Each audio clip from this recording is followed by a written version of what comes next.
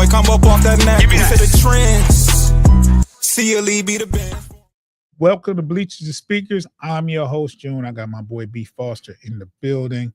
Before we jump off into this show, I want to remind everyone to subscribe to Bleachers to Speakers on YouTube and follow us on the aggregators.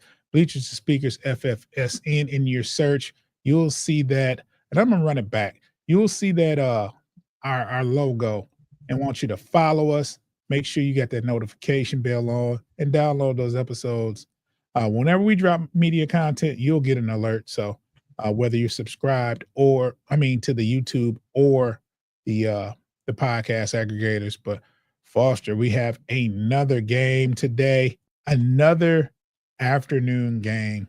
I think 4:25 Eastern time is the actual time. I would anticipate kickoff is a few minutes after that. And I'm going to say it again. I do not like waiting till 4 o'clock or later on Sunday to watch the Lions play. I want the 1 o'clock game. Yeah. But, it is what it is. We got an early comment. Mile Marker says roar. Yeah, for sure. Let's talk about this game here. Lions are 12-1. We're starting before, I think we got this game, and we have 2 games on the road after that, and the grand finale at home versus Minnesota. Minnesota is 11-2, and there's a lot of there's implications on this game. I mean, we could very well, if you win, you get that much closer to clinching. First, home field advantage throughout and a first round bye. And if you lose, you're tied with Philly if they win, and you're tied with Minnesota if they continue to win. So it's a lot of implications on this game. It's one where I'm not too much worried about. It is what it is. And Dave, I'm not putting that comment on there. What? Yeah, he said go Bills. He wants to be tied. I'm looking at it. He wants to be tied, man. It's okay. Yeah, I respect. I respect it. I'm still not pinning. I'm not pinning the comment, but yeah, I respect it. You know what I'm saying? Now, yeah. I mean, it should have been. I mean, we expect the other teams in the division to cheer against us, no matter, unless we're playing the Packers. So it is what it is. Yeah, it's a lot of it could be a lot riding on this game, but at the same time, there's still quite a few games left in the season. I do think the Lions make a statement if they win versus an elite team in the AFC. So, yeah, man, this is a potential Super Bowl matchup right here. Like, well, Steelers and Kansas City fans will be pretty upset at you saying this, but continue. Hey, I'm wearing blue and red. It's crazy. Yeah, man. What is wrong with you? I saw a Bills fan yesterday. I wanted to say something, but I just kept my mouth shut. I don't know. The Bills and Lions haven't been a significant matchup since what? Thurman Thomas versus Barry Sanders and Jim Kelly. Like, we're going back there. I mean, if you look at the last few times they played us, they've owned us. They've won, and it has everything to do with Josh Allen as of late. Josh Allen has played spectacular versus us. He's been playing spectacular all year. His quarterback play gives me something to think about heading into this game. It's their strength versus what a lot of people will call our weaknesses, and that's that defensive backfield. But we'll see. I mean, I'm gonna tell you something. I'm gonna say something, Foster, and you may not, but I think the pass rush, the Bills will see our pass rush today. They'll have plenty of opportunity because they pass a lot. But go ahead. I'm sorry. No. I know. I agree. If you guys got some time before the game or even during the game, just to check out the. Oh well, no, you got time.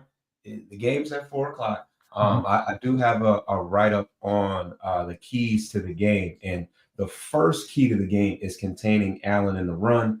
Obviously, that is one of the areas that we are most susceptible to, and Josh Allen, I believe, is yes, we allow the fifth most rushing yards to quarterbacks, and Josh Allen is eighth in the league in rushing yards by a quarterback. So he that is definitely. I mean, despite the fact that he's having an MVP year overall, he's got 23 touchdowns and 5 interceptions. I think that the area of most concern for us is containing him in the run specifically. What he does with his feet. Yeah. What he does with his feet is a statement. What he can do, moves around in the pocket very good, and if you're playing deep zones or man to man, he can get out there and he can run. So, and that's always been an issue with Detroit and mobile quarterbacks. Those type of things happen. You've seen Brock Purdy in the championship game last year make some plays with his feet late in the game, and it's like, those are back-breaking plays right there. So it is what it is. I also want to say, though, the Bills' defense isn't one that we should worry about, especially if we're on our A game. And I'm not saying that they're bad, but the Lions can move the football, and I don't see them having any problems today. Their defense doesn't make me think otherwise, unless Goff is having a bad day or the offensive line is having a bad day. But I do think we can run against them, and I think we can pass. So I think it's going to be definitely it could be a high-scoring affair. Yes, it could. They're definitely they gave up, I think, 3 rushing touchdowns to the Rams with Blake Corum and Blake Corum and Kyron Williams in the rushing attack. But the defense is suspect to say the very least. They are third in the league in takeaways, so they do a good job of turning the field with their interceptions and fumble recoveries. So that's something that we have to keep an eye out for. But as far as just completely stopping a team, I mean, they do struggle in that category. I got another statistic for you. Courtesy of Honolulu Blues, the Bills have allowed 74 receptions to running backs. It says 95 pass attempts to opposing running backs. So that's the most in the NFL. And 579 receiving yards to opposing running backs, which is third in the NFL. So we know we have 2 dual threat running backs in Montgomery and Gibbs. So they should be very active in the passing game. And hopefully Tim Patrick continues the success. He had his first 2 touchdowns as a Detroit Lion last week. And he was pretty wide open for those touchdowns too. He was. I mean, it was time. I mean, honestly, as far as making that comparison between him and Josh Reynolds, the only thing that he didn't have was actual receiving touchdowns. But he was due. There was some opportunities even earlier in the year, but I think he is officially comfortable and settled into his role. That's the number 3 receiver option. Yeah. Let's go back and let me ask you this, Foster. I mean, what worries you about this Buffalo team? Josh Allen for sure. Yeah, honestly, yeah, Josh Allen. I mean, this is another game where Goff gets to go head to head with another guy that's MVP caliber. That's an MVP caliber guy. Outside of that, it seems like that's about it. That and the fact that, I mean, they do take the ball away. So Goff has been known to, because he had an interception against the Green Bay Packers, another team that thrives off of turnovers. And I mean, not that I'm concerned per se, but we definitely need to be take care of the ball, because the Bills are number one in the league in turnover differential. They take care of the ball, and I feel like we've also slowed down on takeaways as well. Kirby Joseph. I mean, the league is on watch for Brian Branch and Kirby Joseph. So Yeah, for sure. So I think that we've slowed down on the takeaways ourselves, and Buffalo take care of the ball. So they're not going to make, they know how to play the game. So they're going to they play the game the right way. So we have to play another sound game with as minimal mistakes as possible. Yeah, I definitely. I don't even have nothing to add to that. That's because you pretty much said everything I was thinking. We're going to take a quick break. If you're watching, give us about 10 seconds. If you're listening, you're going to hear some ads, but we'll be right back.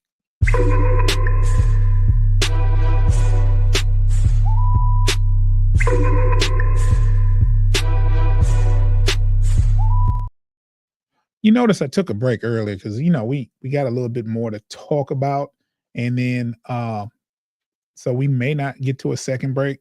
Foster, if you know what I'm talking about when I say I'll add the breaks to the outro later. So so we got a lot to talk about today. So I just want to give the fans something to listen to without any interruption for the rest of the show. So we get that out the way, because we do have to pay those bills. But damn, that's kind of a play on words. Pay those bills, Buffalo Bills. Pay those bills, okay. Yeah, that's kind of crazy. Wordplay. Yeah. Injury front, Foster. I believe we're getting some people back. I haven't paid attention to much, but I know you have. Right? It's funny. I was literally typing it in. It's something like I just knew that it was that time. So Trevor Nowatzki is out. We're gonna get to the bad news first. Okay, didn't know that. Yeah, so he's in concussion protocol. I did see that he had some DNPs early in the week, and he has officially been ruled out of action. But Taylor Decker is been a full participant all week, and he is ready to go. Lee McNeil was in concussion protocol, but he has been a full participant all week, and he is good to go. And in addition to that, we get Levi Onwuzurike, Josh Pascal, and DJ Reader. That is huge. All back today. So when we talk about pass rush and defensive line and containing Josh Allen, that is major. Yes. Major. Absolutely. Absolutely. Those are names that I wanted to hear. Those horses up front. We need all hands on deck.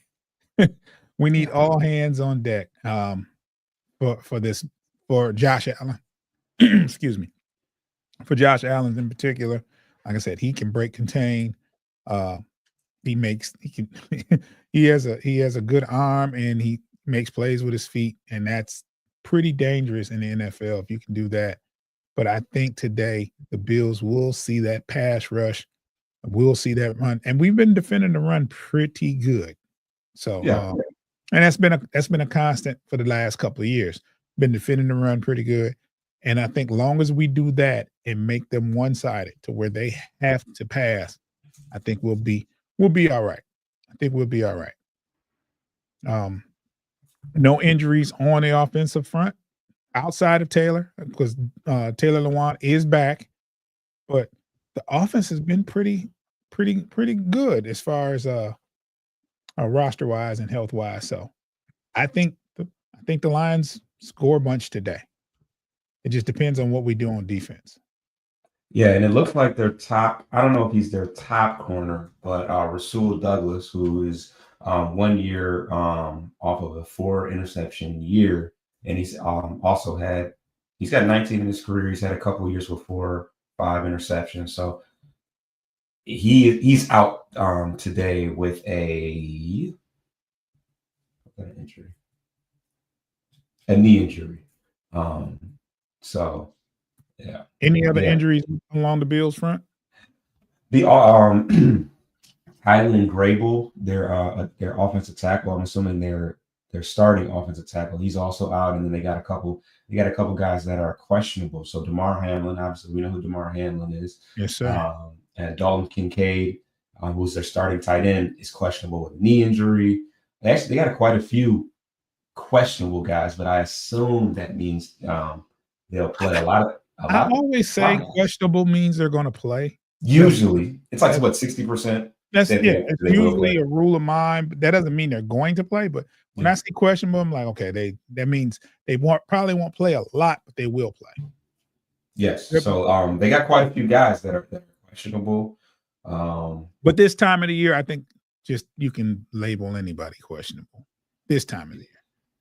Yeah. Nobody's 100%. And I have an extended injury report. This is just some reports for guys that have been out long term. But I get it all in here. But okay. So Anzalone they said expect his 21-day practice window to open early next week with a possible return in Week 17 against the 49ers or the last game of the year against the Vikings. Khalif Raymond expect him to be ready by the start of the playoffs. His 21-day window should open after the Bears game, which is our next game. Okay. Ennis Rakestraw eligible to return next week. Keep an eye on his 21-day window to open next week. If it doesn't open next week, it implies that he's at least 3 more weeks away. So he could be a playoff guy. But I did see one for Iffy as well because he hurt his finger. That's the reason why his got extended. Oh, I found it. Yeah. Eligible to return next week versus the Bears opens. His window open. Expect his to open early next week. If it doesn't open next week, that implies he's at least 3 more weeks away. Same for him. And then Jalen Reeves-Maybin, the last one. Sorry, I hate when I have to read off of the phone. Yeah. He's eligible to return anytime, but has not had his 21-day practice window open. This implies he's at least 3 weeks away because he injured his neck a ways back. Been a while since we've seen him. Yes. At this point, his earliest projected return could be in the playoffs. Dan Campbell corroborated him. Okay. Yeah. So we got some help on the way. Some of these guys may be ready to return. It doesn't sound highly likely that anybody's going to return next week, but in the next few weeks, we should start to see guys like Iffy and Ennis Rakestraw. I think there was also something saying that Barnes is pretty unlikely to return. He won't be back. For those that are making comments, we can't see them unless you're making comments on YouTube. And Mile Marker, I'm sorry. I'm going to read your comments. Just been kind of caught up in talking. So Mile Marker 301 says this time be different. The Lions got some big D dogs playing today. Hey yo. Hey yo. He also says Allen will be rehearsal for when we play KC Mahomes. Oh yeah. He also says in reference towards the Bills, they have turnover power. The Lions got to protect that ball today. This is like we were saying, it was on Power Wolf. We definitely wholeheartedly agree. We mentioned that. Mm-hmm. I think when we go into a lot of these football games, when it comes to the Lions, we know we have to protect the ball. We protect the ball and force turnovers, we win pretty much. I'll take our chances. If we win the turnover battle, I'll take our chances with if you tell me going into the game that we will win that turnover battle, that I'm very confident that we'll win the game. This is just the way it's been playing. So not saying that, it's a perfect science or anything like that, but I feel a lot better when we're not turning the ball over. When Goff is clean and he doesn't turn the ball over and we're not fumbling, we're pretty good. We're a pretty good football team. You know what I'm saying? So I expect big things from this offense today. I expect a great game today, and we will definitely be back on after the game for the post-game show. So I'm looking forward to that. Foster, what do you take away if the Lions lose today? Yeah, I mean, it's a tough game against a formidable opponent. We talked about it on Wednesday. This team is ranked, I think, fourth in DVOA. Obviously, we're ranked number one, but yeah, this team is ranked fourth in DVOA. So they are a team that's already knocked off the at the time undefeated Kansas City Chiefs team. So this team is a force to be reckoned with. And what I would take away, God forbid we lose, is that this is a team that we are going to be anxious to catch up with in the Super Bowl, because that'll be the next time we get a crack at them. So, I think a lot of it depends on how you lose. Like if you go into today's game, and let's say, God forbid, at the end of the game you don't look like you belong, then it could be one of those things. But if it's a close game, a shootout, or very low scoring affair where you just happen to lose, then you go into the following week like, okay, it was the Bills. They were whatever their record is, 11-2, whatever. They're a good team. We lost to a good team. It happens. Let's grow from that. And Foster, you know what I hate? I hate. Okay, this point was brought up by Pay. And Pay was like, "Do you feel like you're peaking at the wrong time, or you haven't lost a game and you might lose later on when it counts, this, that, and other?" Now he mentioned something to that effect. I'm paraphrasing, but my wife asked me, "Do you think the Lions are peaking at the wrong time?" And that question burns. I mean, it's just like okay, you're 12-1. You want to play good football every week. There's no such thing as hoping that you're peaking at the right time. You want to play well every week, in my opinion. Now, there has been instances where teams have peaked at certain times of the season, and they didn't play their best ball going in the rest of the season and lost. I don't see that with this team. Honestly, when people say peak, like, I mean, first of all, we haven't had any valleys. We haven't had valleys, but at the same time, it hasn't been smooth sailing. It has not. We've had some rough games in the very beginning of the season. Yeah. Versus the Rams, that was a tough game. Very tough game. The Buccaneers was a tough we lost game. to the Bucs where we only scored 16 points. I think for the most part, and we've had a rough game versus the Houston Texans. Oh man! So I just don't think the Bears and Packers games were tough too. They were close games, so it's not like we're winning 49-0 every single game, and then all of a sudden, I'll tell you what our peak was. Our peak was the AFC South run, where not the Texans game, but when we played the Colts, the Jaguars, the Titans. Now that was a peak. We were beating them by 30 plus points. We were beating the brakes off of them, but we didn't that was the peak though. But we didn't expect that going. I mean, it just happened the Titans, bro. If you'd have told me we'd have scored 52 points versus the Titans, I'd have been like, no, they got a good defense. There's no way. They did have a good they did have a good defense. Yes. And I think having those string of games where you blow out two teams like that, it make it seem like you've peaked there. That and the Cowboys game, the way we did the Cowboys was disrespectful. Those are games where your offense is roaring and you didn't let much go for your defense.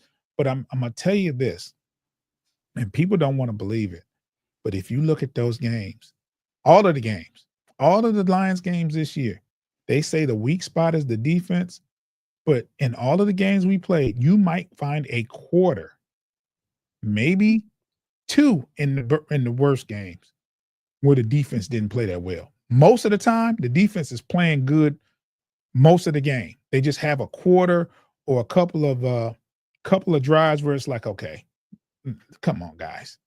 But for the most part, the defense has done their part with the injuries. Yeah. What was the game versus the Bears? The Bears didn't move the ball until to the drive before the half. They were shut out. Let the Bears fans tell it. Oh, yeah, Caleb went crazy on us because how many points did he? I mean, I think he did end up having a pretty good game, but he had a good third quarter and a decent fourth quarter, but he didn't do anything for 2 quarters. The first half, they 3 and out until the last drive of the half.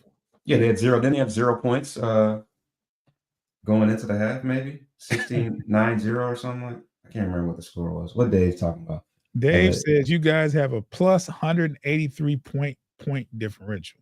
Damn, over 50 points more than the second most, the Bills.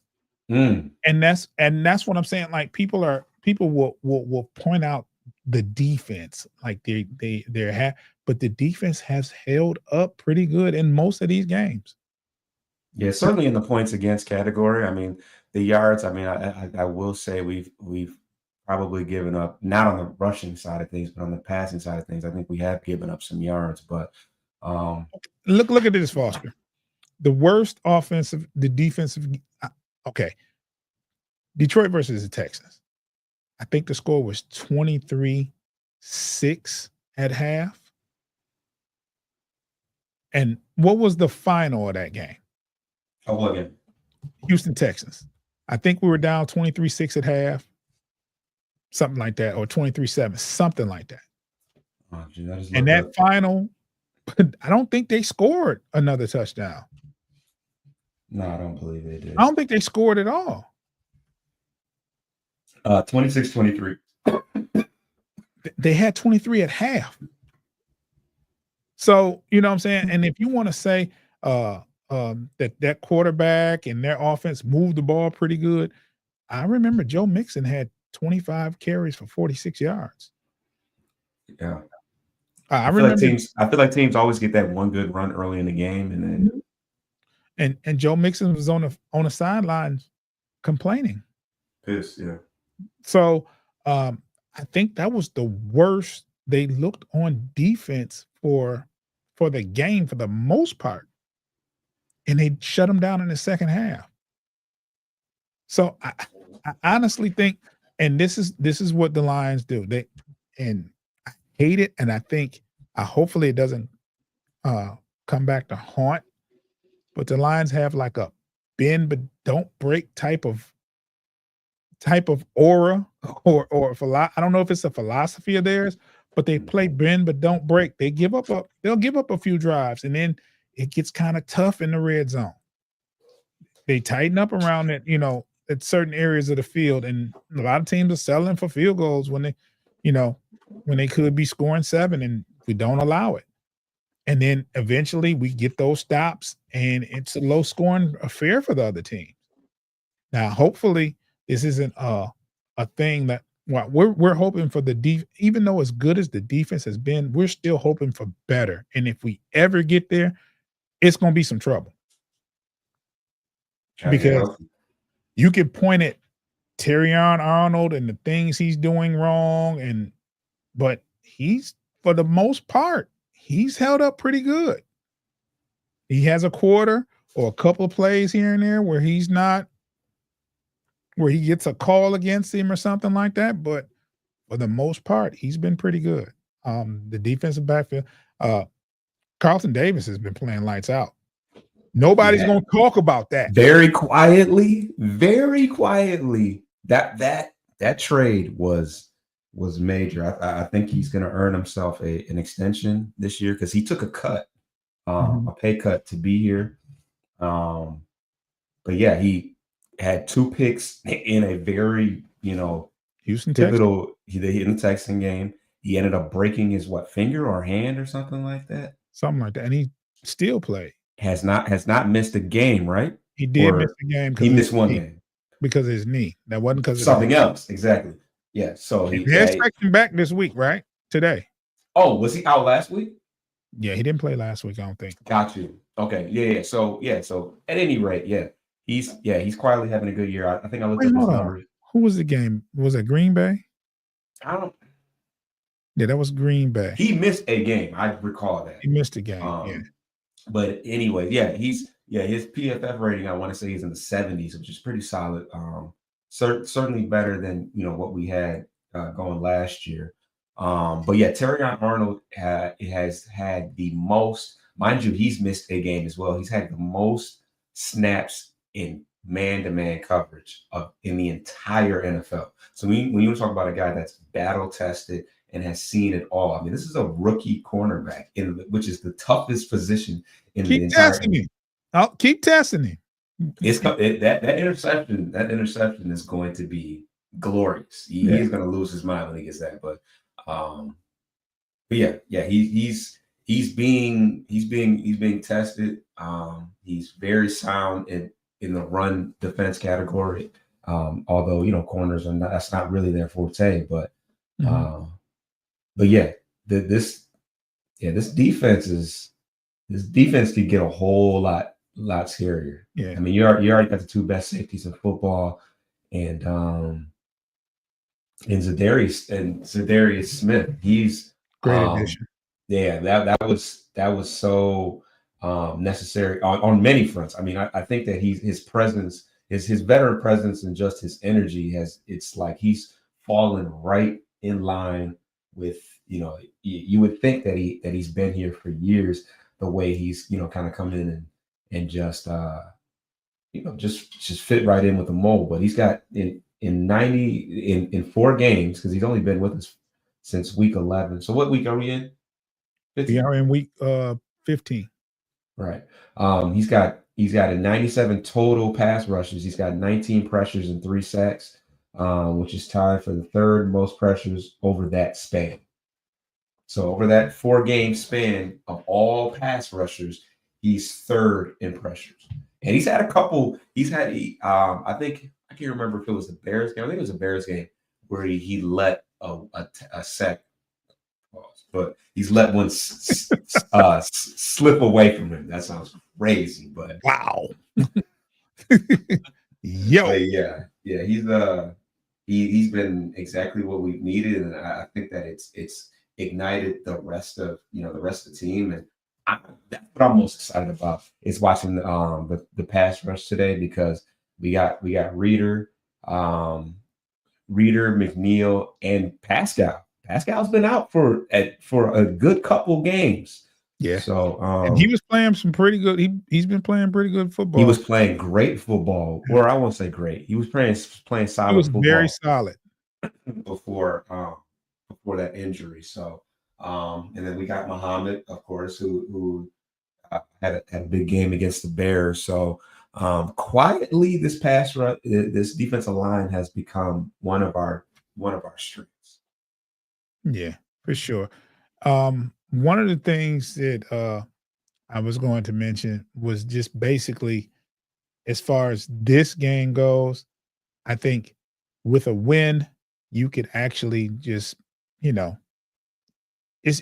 a step closer to what we want. We want home field advantage, as I stated earlier. And if you lose this game, you gotta tighten up. You gotta tighten up. You can't let this second loss turn into 3, because you have Chicago the following week. And I believe that's in Chicago, correct? That's in Chicago. And then you have to go to San Francisco. So you can't let the wheels, fall off. And then you have the finale versus the Vikings. So regardless of what happens today, you got to keep going. I do think I predict the Lions will win. I think the Lions will win today. I think it'll be a tough game. I think it'll be a high-scoring game. And I think I think the Lions will. I pick the Lions to win. Prove me wrong. Yeah. I mean, we've got a pretty good track record of picking the Lions in every game, and it's served us right thus far. So there's no reason to think differently. Well, but we don't. pick the Lions to lose, but there's those games where we say, "Oh, I don't know." Like versus the Rams, we weren't game 1, we didn't know. Like we was like, "Oh, we hope they win, but it's going to be a tough game." Last year versus Seattle, we said that's a tough game. We don't know. And you know what I'm saying? Those are, you probably never hear me and Foster say, I think the Lions are going to lose this game. We always say it's going to be a tough game to win. And it's usually on par when we say it's going to be a tough one. It's every And bit of tough. and we're not homers. Like we know, you know what I'm saying? We not going to sit up here and say we're going to win every single game when we know. Like for instance, let's say for instance, you have a situation where you're missing key starters on the offense and you go play someone with a heck of a defense, and it's like, are you still going to win? We're going to be real and say it's going to be a very tough game to win. You know what I'm saying? And just with the injuries, it might be tough. Now, notice we haven't said the injuries. We haven't mentioned the injuries as an excuse for a loss or for we've been staying on par.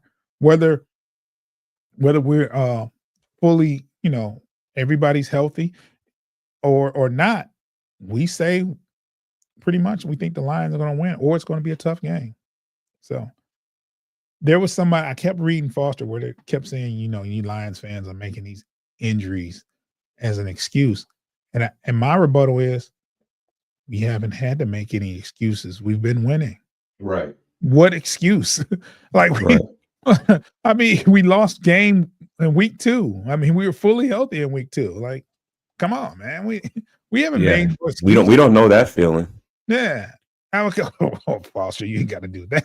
I'm just saying. No, it's not like we lost a game like, the injuries and we can't win because of the injuries. No, we haven't lost to say that. So I don't get where that comes from. I guess they're saying as far as projecting whether we're going to win, we use that injury as injuries. But I have never, and I'm going to say this for the record, I have never seen a defense so decimated with injuries on a team that I pay attention to in my lifetime. So many injuries. Yeah, I think even the bad Lions teams we had, we always have injuries. I feel like has always plagued us somewhat, but even the bad Lions teams, I don't think not this many. And I'm not talking about out 1 week, or just taken for precaution. We're talking about injury reserve, being put on injury. That many players on injury reserve is crazy, right? You had Davenport injury reserve. Bart, I forget about Davenport. He is just he's like a figment of the imagination because he missed the first game of the year, didn't he? He missed the second game of the year. But no, actually, it was Reeder that missed the first. Missed the first game of the year. But yeah. Davenport played well in the first game, missed the second game, and then like that dude is frail. I'm sorry. I don't know what it is, Foster, but we had a what buddy was his injury. Was it Achilles or something? I don't know what his injury is. I read it because he has no projection to come back this year. He's not coming back this year. It was a wrap for him for this year. But go ahead. What were you got a buddy? There's a buddy that watches our show, our buddy Dave, and he told us he did tell us when we acquired Davenport, he's a very good player, but if he's not 100%, he won't play. And it was I wanted to believe that this was going to be because that would have been a nice little tandem right there. As Zadarius, now maybe we don't go and get. Well, I think we probably still get Zadarius, but that would have been a nice little 1-2 punch. Well, you want to think when you acquire a player that they have a fresh start and they have something to prove, so it's going to be different. And that's what we were hoping for. And I'm pretty sure we're not the only ones that hope for it. You just want that player to have a fresh start, and maybe it was the culture or the atmosphere that we're in that would not cause them to give 100% and say, "Hey, I'm not going to play this week. I got, my elbow hurts or this, that, and other."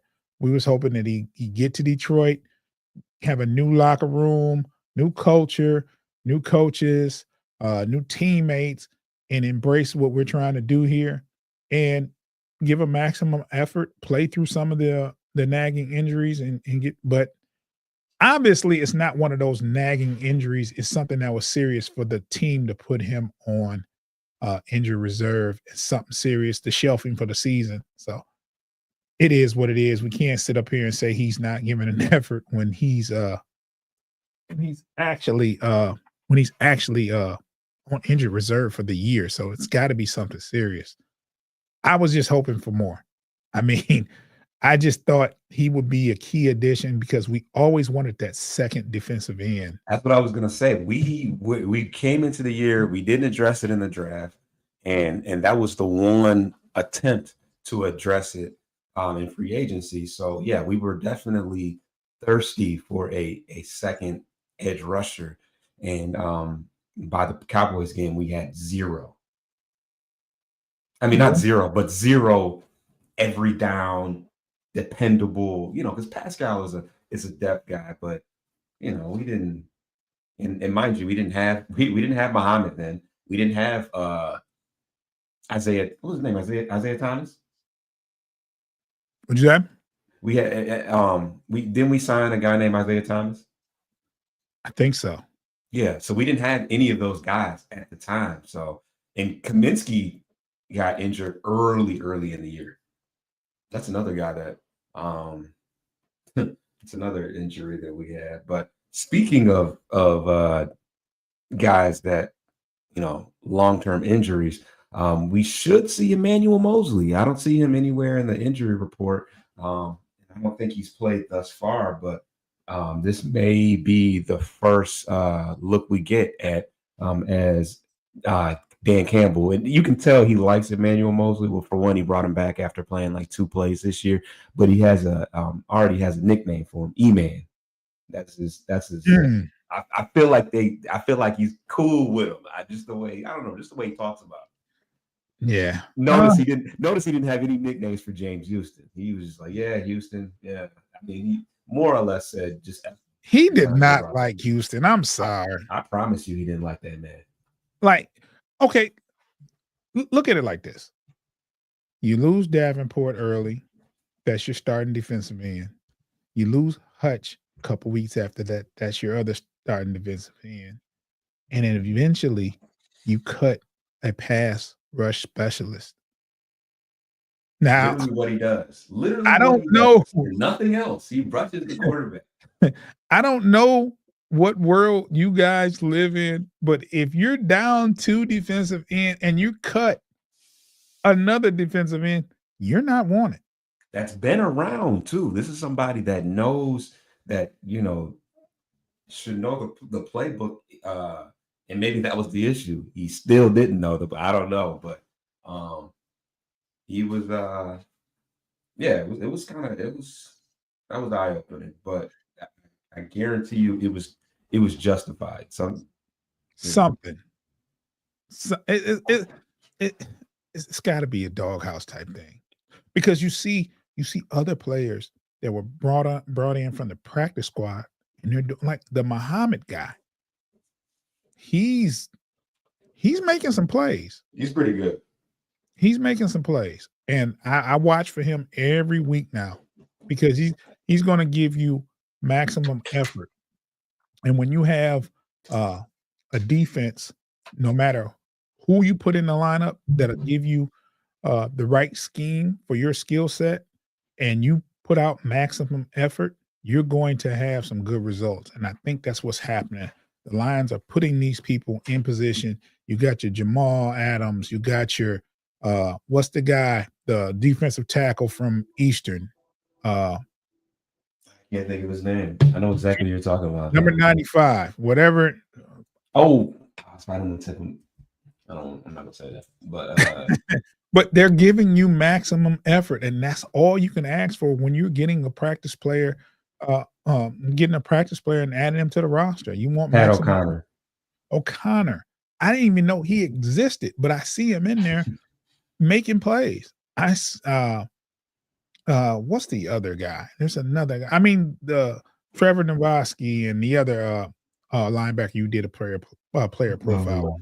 What's his name? And while you're thinking of that, I want to remind you who?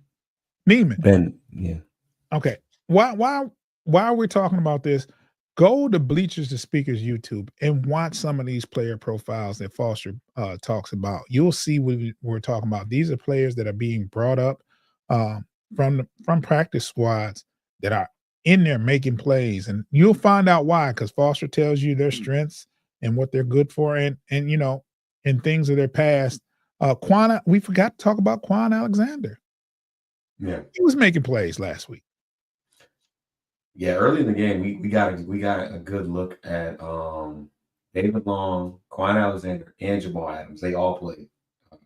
Yeah, and these it's kind of fun to watch, like the NFL prime of 2 years ago all converge on the Lions with the league minimum.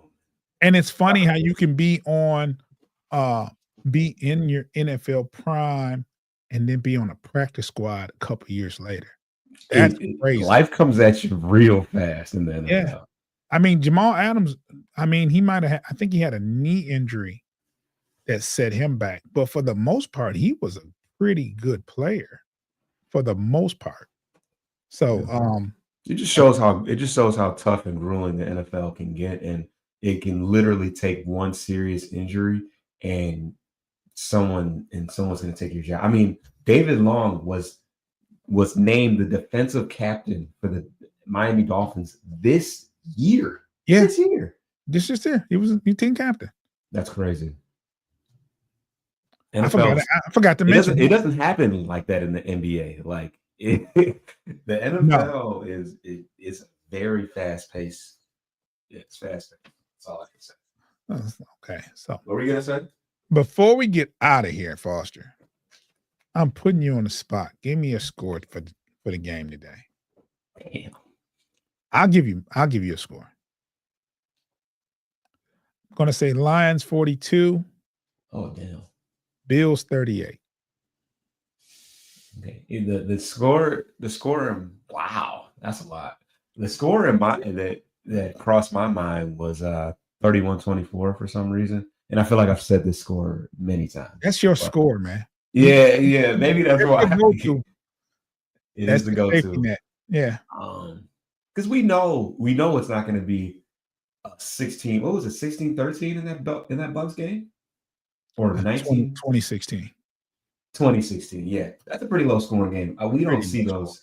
We don't see those type of low scores. Maybe for the opposing team, because I feel like one touchdown, 3 field goal. Yeah, that's crazy. Yeah, but yeah, it's going to be another high scoring affair. I hope they don't put up. You said 38 points for them. Yeah. Damn. What is that? 5 touchdowns? Yeah. That's a lot. I hope not. I think it's going to be a high scoring affair. I just do. It could be. I hope not. I hope not. Now, I'm not saying this is what I wish for now. This is just me. For sure. I wouldn't be surprised if they scored a bunch of points because they can score. Yeah, they're a good offensive team. They don't have a lot of stars outside of Allen, but they do have a nice crop of receivers. They have a good running back. James Cook is a solid running back. James Allen, Josh Allen is obviously a Pro Bowl quarterback. But they got. I want to see if Keon Coleman and Terrion Arnold line up. Keon Coleman is the former Michigan State Spartan football and basketball player, but Keon Coleman's a taller guy. I think he's like 6'5", maybe. And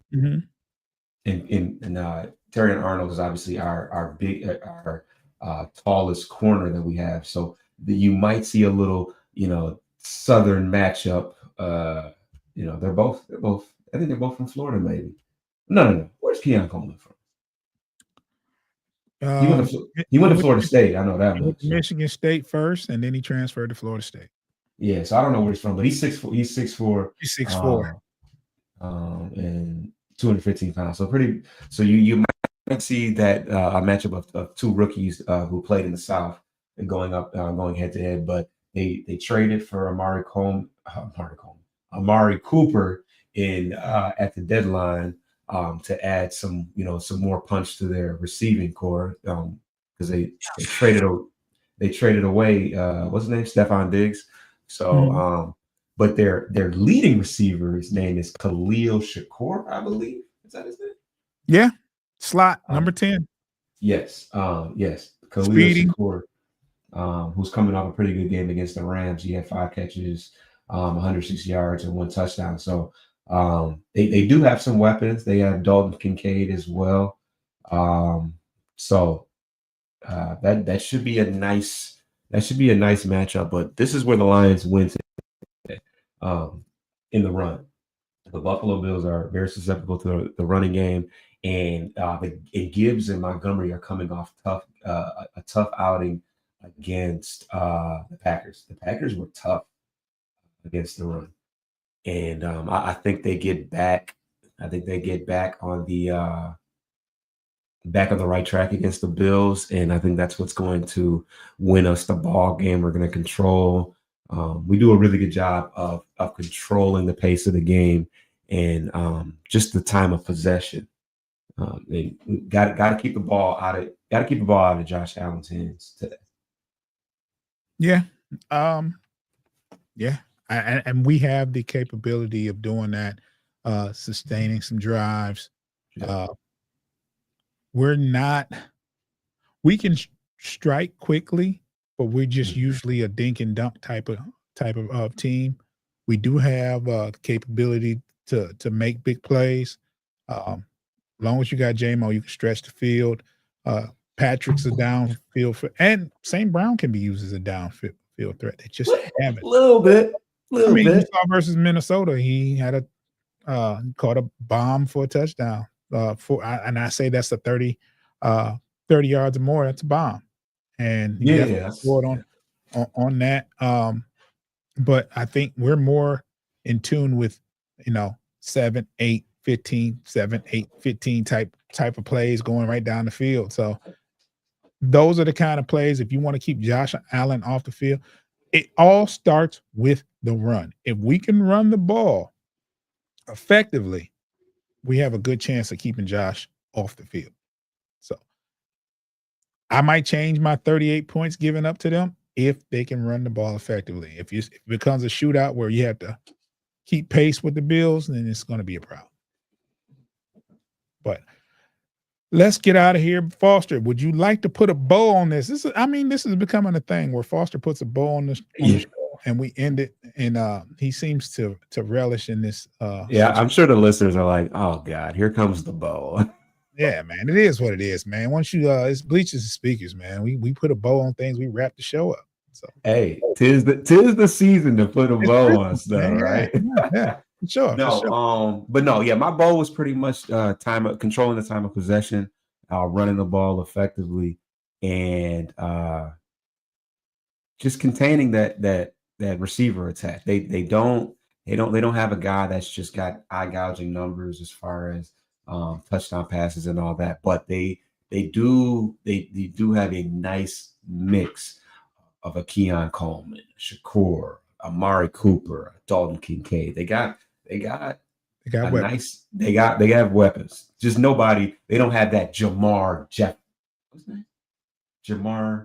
Not Jamar Jefferson. That's our guy.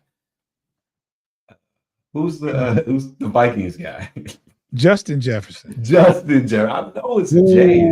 Dave is going to. Oh, don't do that to Dave. Well, they call him Jettas and all that. They don't even call him Justin, really. So call him JJ, man.